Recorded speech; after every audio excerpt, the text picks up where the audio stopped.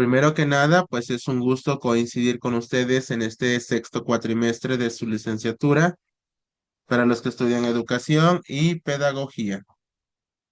Recordemos que en este sexto cuatrimestre y sobre todo en esta materia, toca recoger ya frutos que ustedes han ido trabajando a lo largo de estos 5 cuatrimestres. Me toca compartir con ustedes una de las materias a veces un poco tediosas, pero en realidad es muy bonita porque ustedes se van a adentrar al mundo de la investigación, una materia que requiere dedicación, que requiere esfuerzo, pero que también desarrollan las habilidades de investigar, de redactar, ¿sí? De sintetizar información. La materia en la que vamos a estar trabajando es metodología de la investigación educativa. Esta materia, más allá de dar clases teóricas, es acompañarlos en su proceso de investigación. La mayoría de las clases se van a centrar en la redacción de su protocolo, porque vamos a realizar este ejercicio, nuestro protocolo de investigación, que les va a servir y va a ser un pre para la materia que van a cursar en noveno cuatrimestre de seminario de tesis. Ojalá que a lo largo de este cuatrimestre y en lo que respecta a la materia, pues les ayude a la realización de dicho trabajo, lleguemos a buen término y sobre todo logremos los objetivos que busca esta materia. Voy a dar pauta a una presentación general de cómo se va a desarrollar nuestra materia. En un primer momento, pues mi perfil profesional, que ya la mayoría de ustedes conoce. ¿Cuál es el objetivo de esta materia? De esta asignatura es dotarles de las herramientas teórico-prácticas para observar los entornos educativos con rigor científico. Es necesario entonces diagnosticar problemáticas reales y proponer soluciones validadas metodológicamente.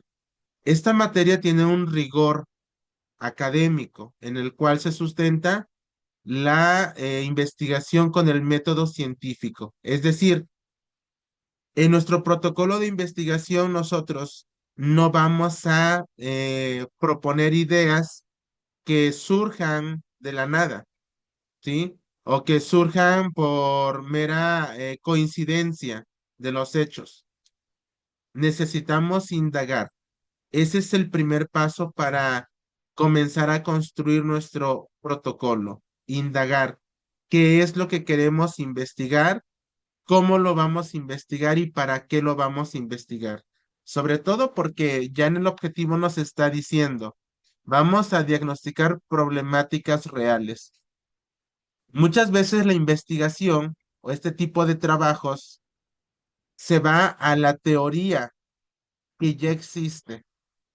Mi sugerencia para ustedes es que vayan pensando en una problemática real que se vive en la escuela donde trabajan, que se vive en la sociedad, que ustedes han observado, sobre todo para aquellas compañeras o compañeros que no tienen un trabajo de campo educativo, ¿sí? Para los que ya están frente a aula, frente a grupos, creo que les va a servir mucho esta materia porque mucho de lo que vamos a recoger es experimental, de campo. Por ello, entonces, tenemos que diagnosticar problemáticas reales.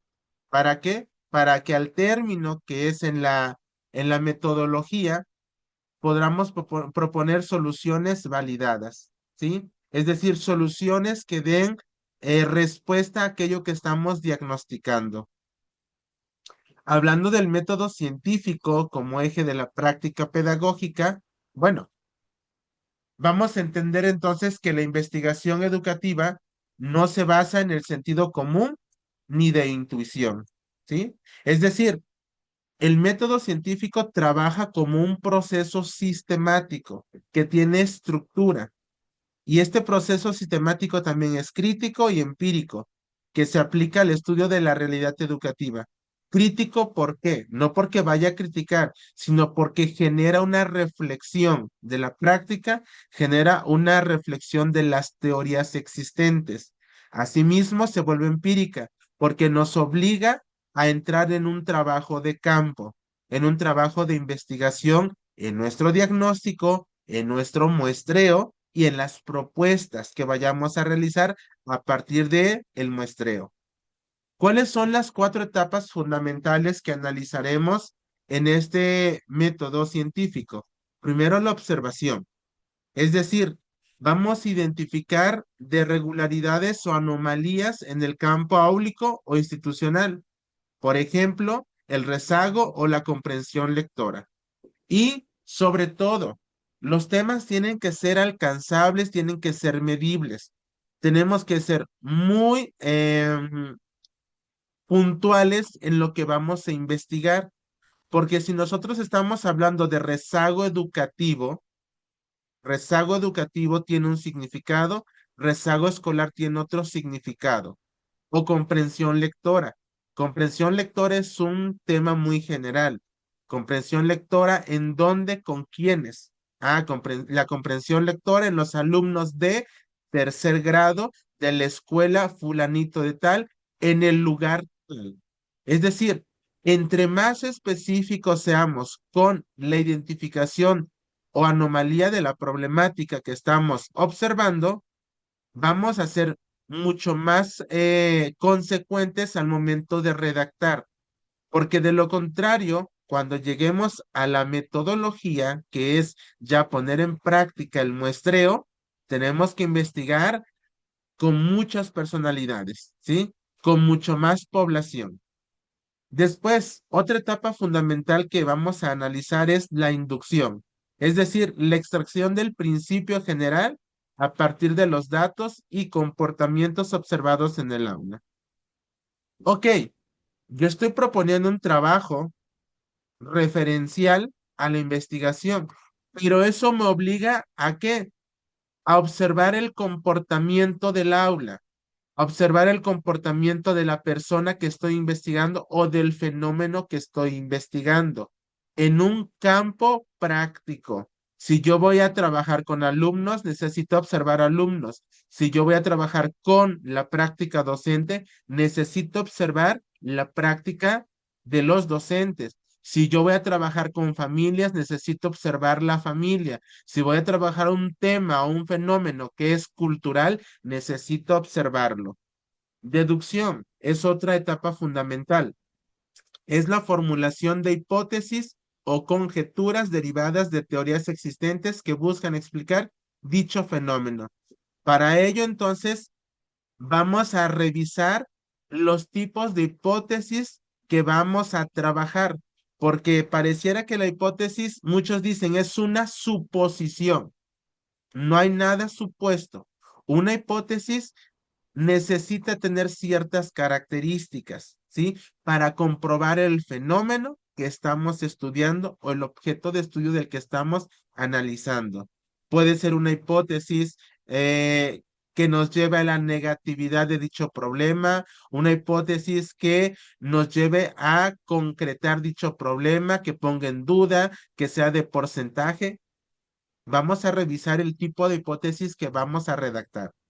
Por último, la experimentación o verificación, es decir, sometimiento de la hipótesis a la prueba de la realidad a través de la recolección de evidencias de campo. Ok, tú me estás diciendo que en el supuesto de trabajar comprensión lectora, los alumnos no desarrollan la comprensión lectora por la falta de estrategias didácticas del docente. Ese es tu supuesto hipótesis. Entonces, en la experimentación, necesito que me compruebes si verdaderamente el factor es el desarrollo de estrategias didácticas del docente que obstaculizan la comprensión lectora. En dicho supuesto, si no se verifica que es la práctica docente, la práctica pedagógica, los diseños que propone el docente, entonces hay otra causa, ¿sí? A eso nos lleva la experimentación o verificación, que al término de nuestra propuesta probamos nuestra hipótesis, si es cierto o no es cierto lo que estamos escribiendo. También vamos a trabajar con el corazón del protocolo, que es la delimitación y los objetivos. Para ello hay que preguntarnos, ¿cómo se selecciona un problema investigable? ¿Sí? Recordemos que no toda dificultad en la escuela constituye un problema científico. Para seleccionarlo, debemos evaluar tres criterios clave. Su relevancia social, es decir, a quién voy a beneficiar con esta investigación, su factibilidad, es viable, los recursos y el acceso a la muestra que tengo para mi investigación son viables, y por último, su utilidad metodológica. ¿Para qué me va a servir la investigación? ¿Por qué? Porque esto no se va a quedar en un protocolo de investigación, sino en una propuesta real, didáctica, que ustedes van a realizar al término de su investigación. ¿Cuál es la estructura del planteamiento? Primero, tenemos que aprender a transitar de una idea general a un problema delimitado mediante la contextualización del síntoma. ¿Qué está pasando? Necesito tomar una problemática. A partir de esa problemática necesito problematizarlo, es decir, describirlo. Si mi problemática que estoy diciendo que pasa en mi aula es de comprensión lectora, necesito contextualizar. ¿Por qué la comprensión lectora? ¿Qué observo de la comprensión lectora? O de rezago escolar. ¿Qué pasa con el rezago escolar? A eso se refiere la contextualización. ¿Cuáles son los factores que provocan que exista este problema? ¿Cuáles son las causas? ¿Cuáles son las consecuencias? Para ello, entonces, necesito realizar lo que en el protocolo me marca como un árbol de problemas, que tiene causas, que tiene consecuencias. En las causas que estoy observando del por qué se da este problema, y en las consecuencias, aquellas que se dan de la causa. Es decir, necesito sí o sí estructurar mi protocolo. La formulación de la pregunta de investigación. De hecho, uno de los trabajos iniciales que vamos a realizar es delimitar tema, delimitar título y pregunta de investigación. Mi tema y mi título me lleva a preguntar qué es lo que estoy investigando. ¿Por qué? Porque la pregunta de investigación es el hilo conductor, y a partir de mi pregunta es cómo se van a desprender hipótesis, objetivo general, objetivos específicos. Asimismo, también voy a revisar el establecimiento de los objetivos, tanto general como específicos. En el supuesto que ustedes llevaron ya la materia de redacción y se acuerdan muy bien de las normas de redacción, necesitamos redactar normativamente, ¿sí? Los objetivos, iniciando por los verbos, que deben estar en infinitivo, ¿sí? En cualquiera de sus tres terminaciones, ar, er, ir. Pero todo objetivo inicia con un verbo, y todo objetivo responde al qué, al por qué y al para qué de lo que estamos investigando. Y esto es lo que va a determinar el alcance real del proyecto.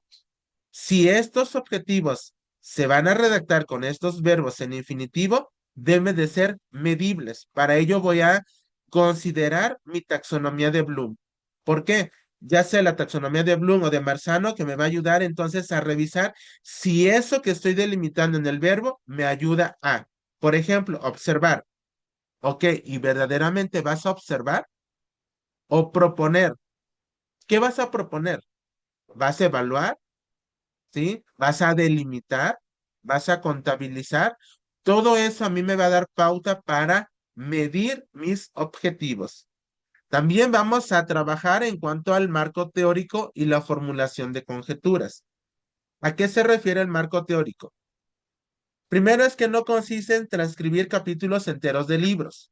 Así es que olvídense que van a copiar fielmente aquello que ya existe en otros trabajos, literatura existente o teóricos existentes, sino el verdadero trabajo que van a realizar ustedes es revisar la bibliografía, seleccionar la bibliografía de la literatura relevante.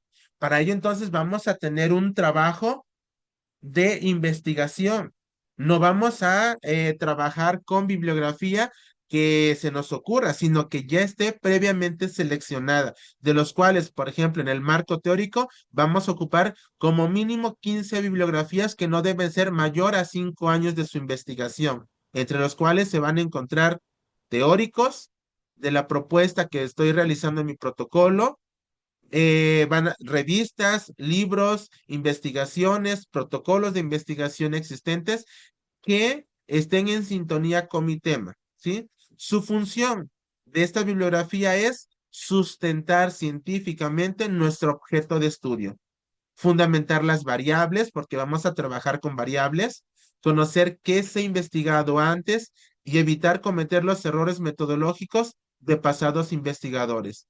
Para esto, entonces, nuestro marco teórico se va a dividir en 3 capítulos. Los antecedentes, que es aquello que existe antes de nuestra investigación, donde vamos a tratar de redactar, sintetizar, vamos a parafrasear teóricos, pero también vamos a trabajar con el problema, es decir, con nuestro árbol de problemas y con nuestra propuesta. En la hipótesis, la hipótesis, como se los mencionaba hace un momento, son explicaciones tentativas y lógicas del fenómeno investigado, es decir, que van a ser formuladas a manera de proposiciones. ¿Qué es una proposición? ¿Sí? Hay que preguntarnos cómo se redacta una proposición. Una oración que cumple con esta función se vuelve una hipótesis. Aprenderemos entonces a realizar la operacionalización de variables, traduciendo conceptos abstractos como rendimiento académico en indicadores empíricos y medibles, como calificaciones del primer trimestre. Rendimiento académico de quién y por qué estás tomando esa referencia. Ok, ¿por qué no mejor hablas de calificaciones obtenidas, de avance obtenido, ¿sí? De evaluaciones obtenidas a lo largo del primero, segundo, tercer trimestre o de aquello que tú estás investigando? Vamos a hablar también acerca de los tipos de investigación y diseños del estudio. Recordemos que el diseño es el plan o estrategia que se desarrolla para obtener la información requerida en la investigación.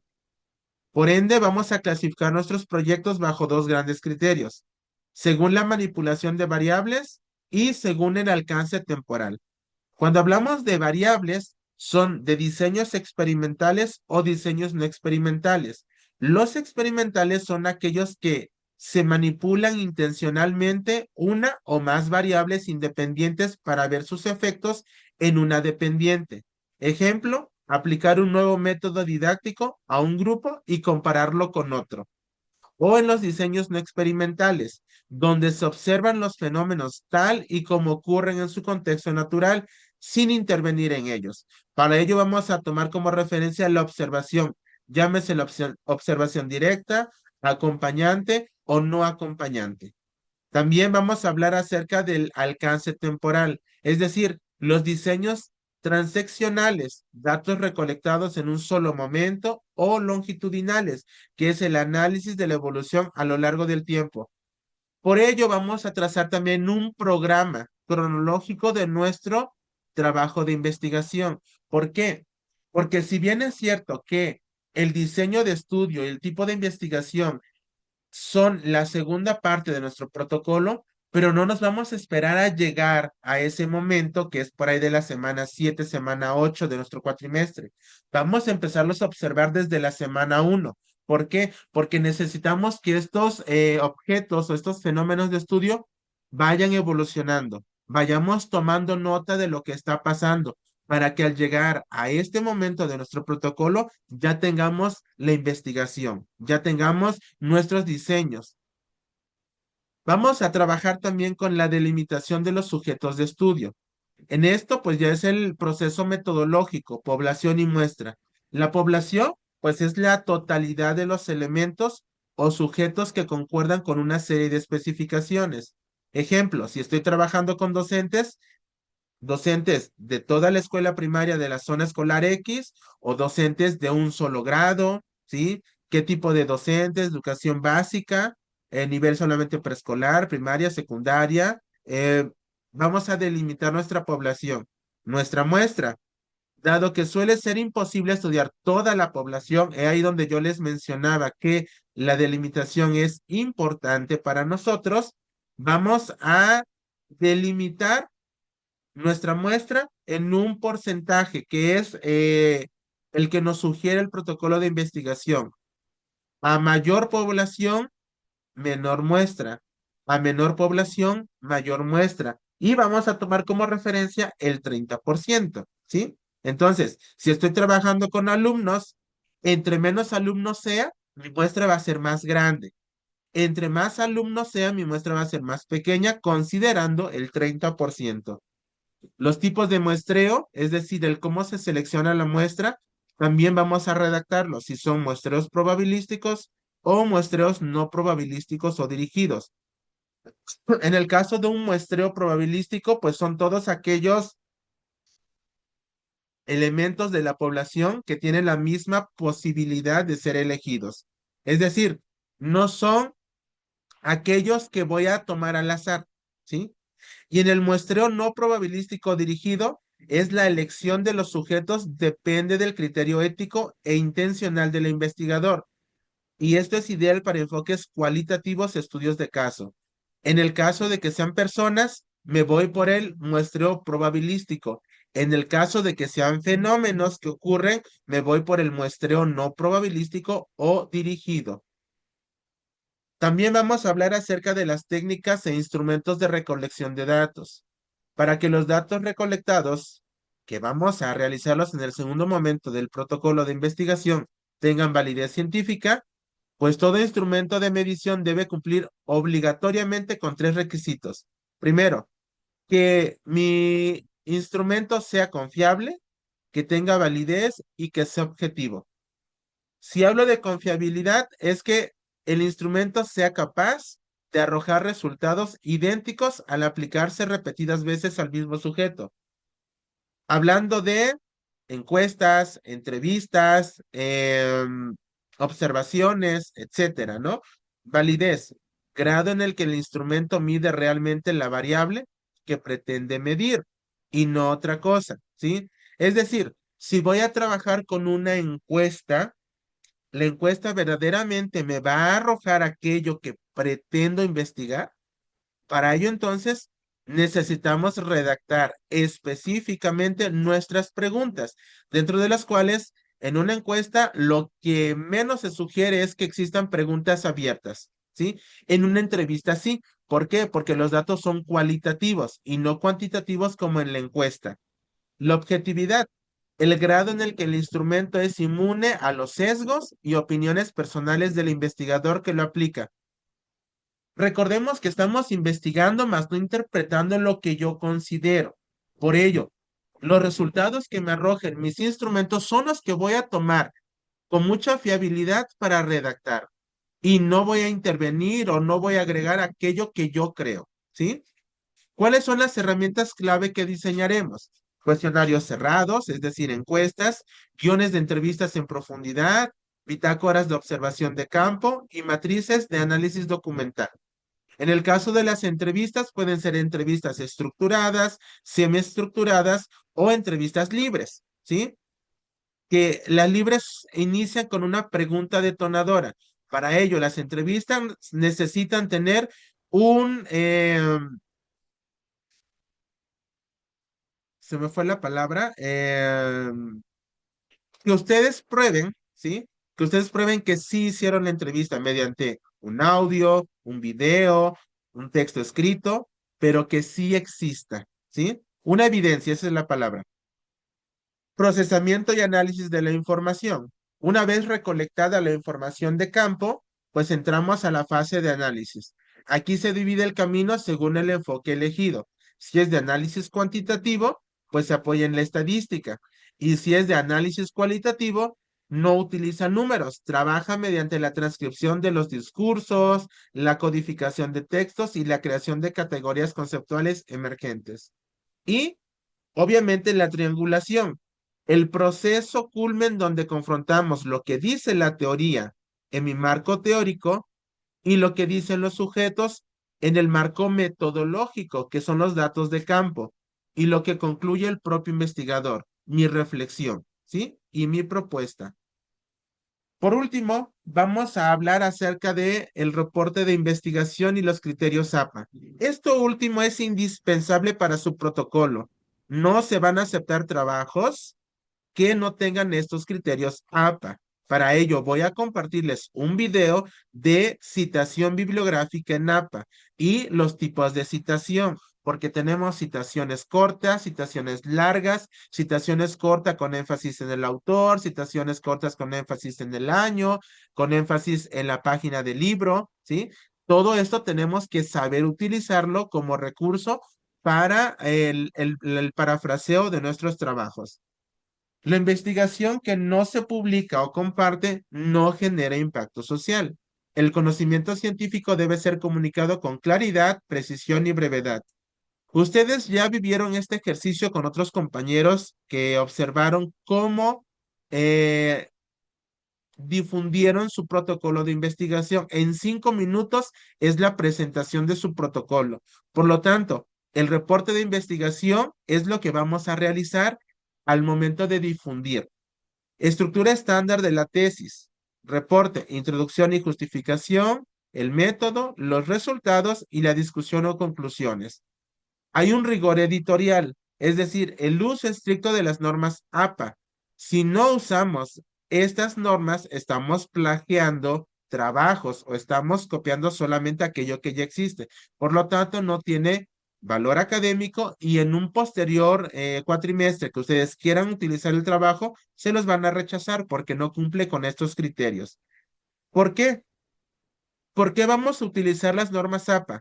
Sobre todo para el aparato crítico, en las citas textuales, en las paráfrasis y en el listado de referencias, ¿sí?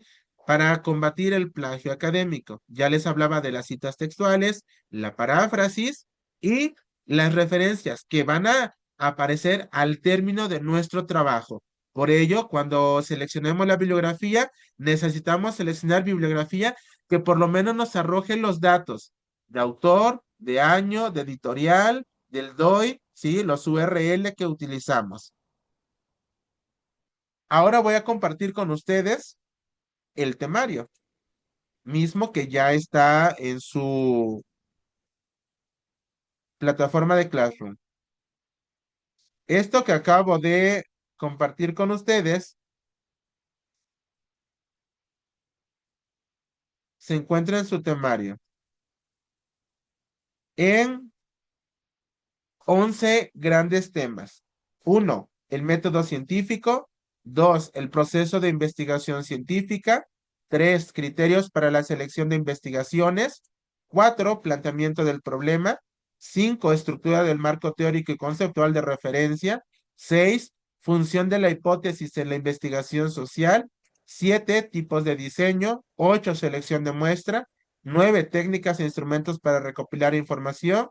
10, análisis e interpretación de datos y 11, elaboración del reporte de investigación.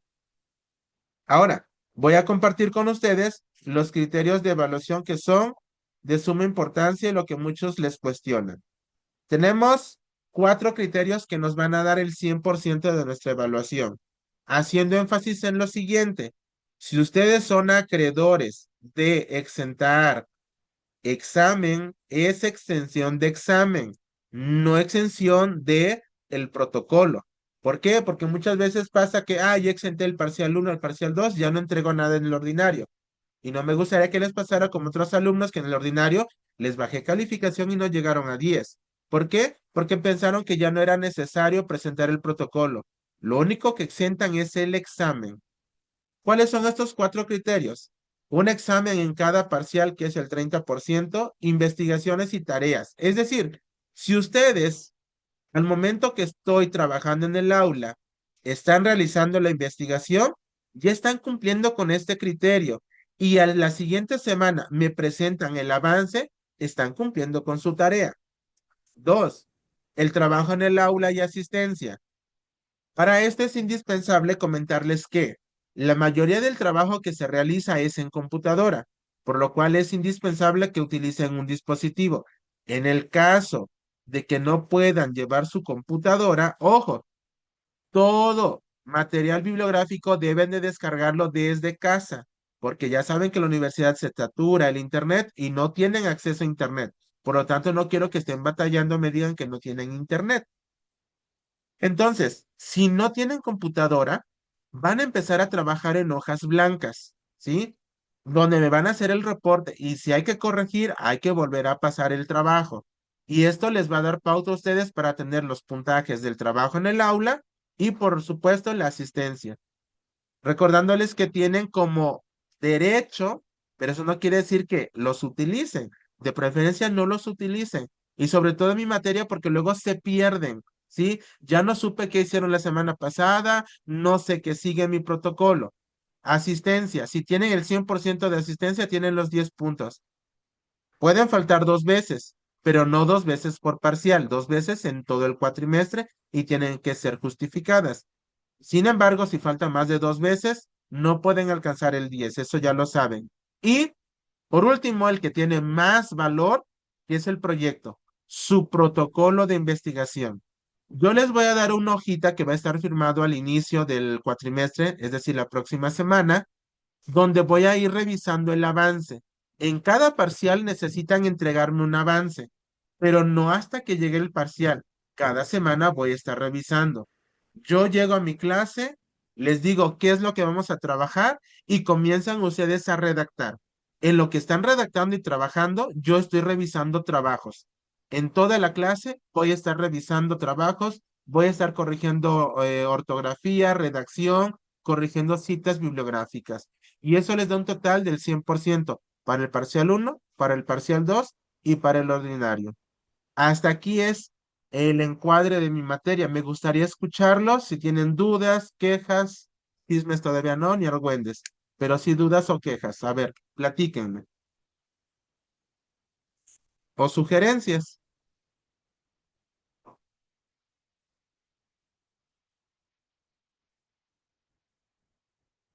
Acuérdense que el que calla otorga.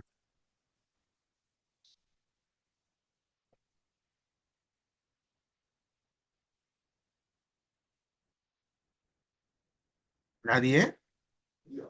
Dana, dudas. Lo sigo revisando. Más bien creo que va a ser sobre la marcha y le está realizando el proyecto porque siento que va a estar muy extenso, pero de igual manera pues ya de la mano de usted para poder llevarlo a cabo. Y nada más tengo una pregunta. ¿Con el examen lo vamos a hacer eh, pura teoría o va a ser de opción múltiple o nos va a poner a sufrir? Yo creo que el examen, miren, ahí vamos a negociarlo porque ustedes me van a entregar un protocolo. Ujú. Su examen va a ser referente a la revisión del protocolo con una rúbrica de evaluación. Les hago 3, 4 preguntas de lo que aprendieron en el parcial, es decir, Ok. cómo se redacta la pregunta de investigación, cómo se redacta la hipótesis, cómo se redacta esto. Si eso es lo que vimos, reviso tu trabajo y califico mediante la rúbrica. Ese va a ser tu examen, ¿sí? Ah, ok, muy bien. Creo que entonces Gracias. sería todo de momento, maestro Avi. Ok, gracias. Erika, Gracias.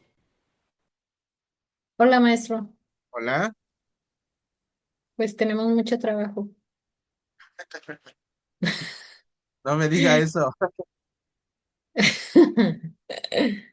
Pues sí, sobre la marcha. Sobre la marcha, ok. Gracias. Sandra, También, profe, creo que es mucha información para mi cerebro todavía y pues ya conforme prueba y error, profe, y que nos acompañe usted, yo creo que en clase es donde vamos a ver ya empezando a realizarlo. ok, gracias. Lidia,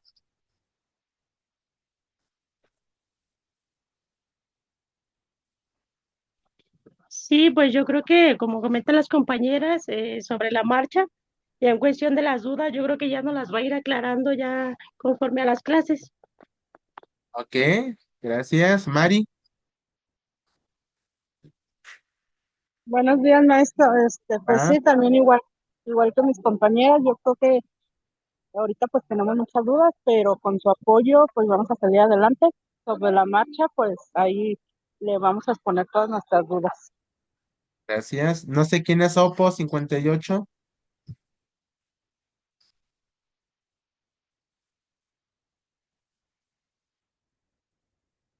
¿no? ¿Quién es? A ver, no mensaje. Dice que es Nancy. Ah, Nancy.